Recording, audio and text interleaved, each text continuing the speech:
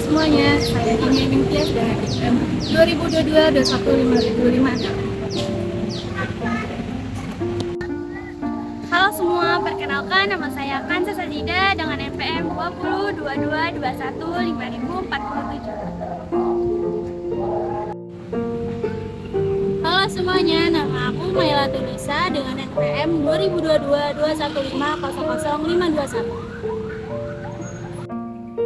Halo semuanya, perkenalkan nama saya Supetul Aini dengan NPM 2022-21-5049.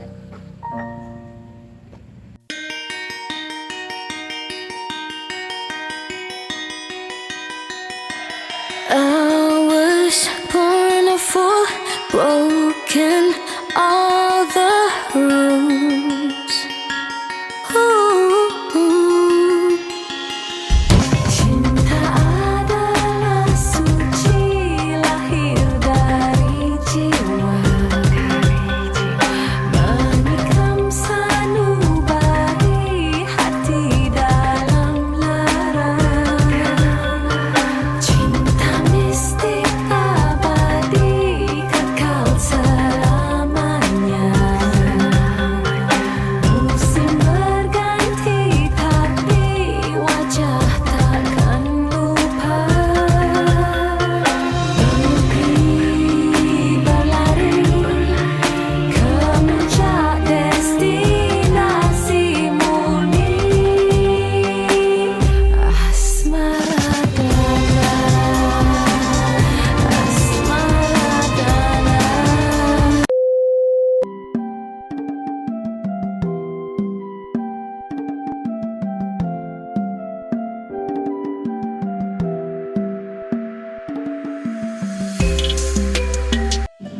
Baik, yang pertama di sini saya akan menjelaskan pengertian prosa fiksi.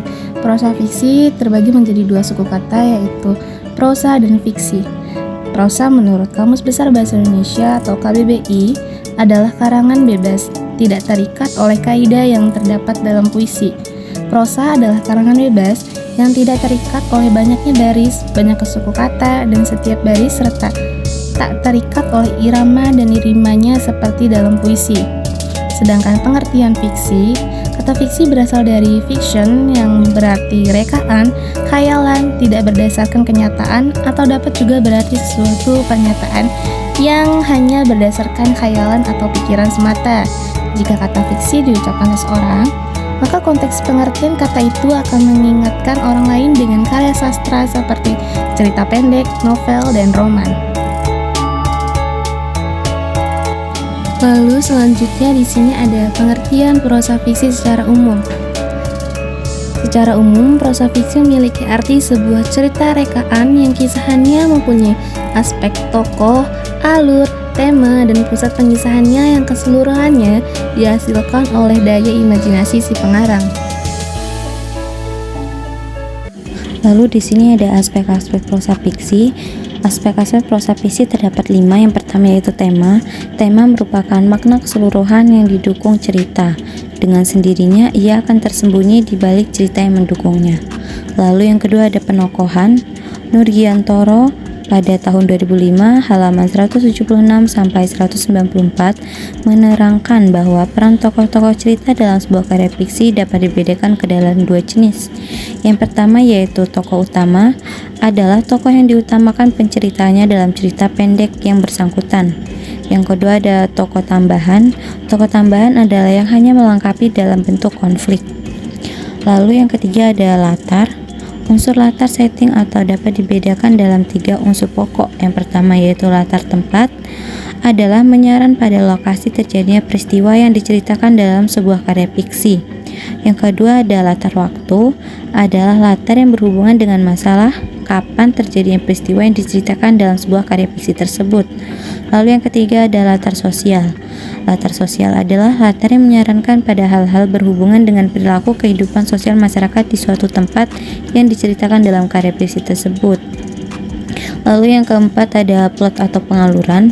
Plot merupakan struktur peristiwa-peristiwa, yaitu sebagaimana yang terlibat dalam pengurutan dan penyajian berbagai peristiwa tersebut untuk mencapai efek emosional dan efek artistik tertentu. Peristiwa-peristiwa cerita plot dimanifestasikan lewat perbuatan, tingkah laku, dan sifat tokoh-tokoh ceritanya. Lalu yang kelima ada sudut pandang. Terdapat beberapa jenis sudut pandang. Yang pertama ada jenis tokoh cerita. Yang kedua ada pengarang sebagai tokoh sampingan. Yang ketiga ada pengarang sebagai orang ketiga atau pengamat. Dan yang terakhir ada pengarang sebagai pemain dan narator. Baiklah, di sini saya akan menjelaskan mengenai jenis-jenis prosa fiksi. Jenis-jenis prosa fiksi ada dua, yaitu prosa fiksi baru dan prosa fiksi lama. Prosa fiksi baru adalah karya yang penulisannya telah terpengaruhi budaya modern Barat. Literasi Barat merupakan pusat peradaban berbagai pemikiran inovatif dan baru di dunia di zaman modern tahun 1970-an. Prosa fiksi lama. Prosa fiksi lama yang dimaksud dengan istilah prosa lama di sini adalah karya prosa yang hidup dan berkembang dalam masyarakat lama Indonesia, yakni masyarakat tradisional. Di wilayah Nusantara, jenis sastra ini pada awalnya muncul sebagai sastra lisan.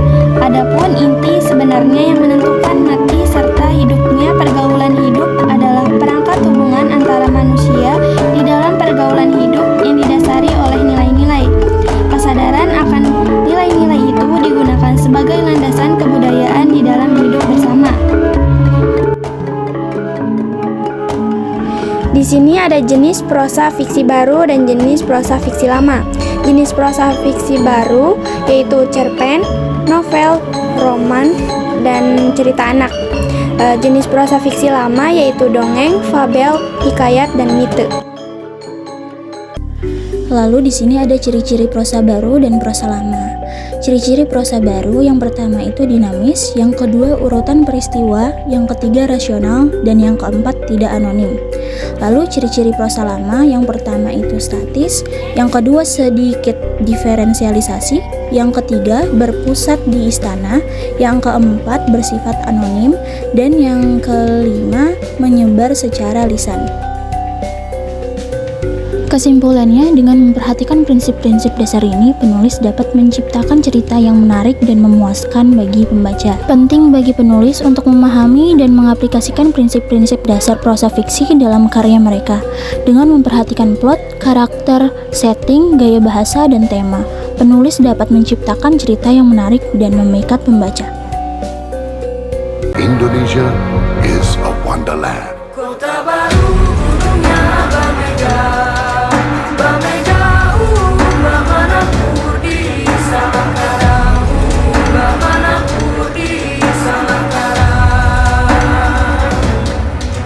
Bertemu lawanlah Adinda, Adinda iman di dadara sama layang, iman di dadara sama layang. Sayang sayang si patokaan matego gorokan sayang. Sayang sayang si patokaan matego gorokan sayang. Sajojo you madam komi sa papare sa muna keke, sa muna keke. Say it with me now.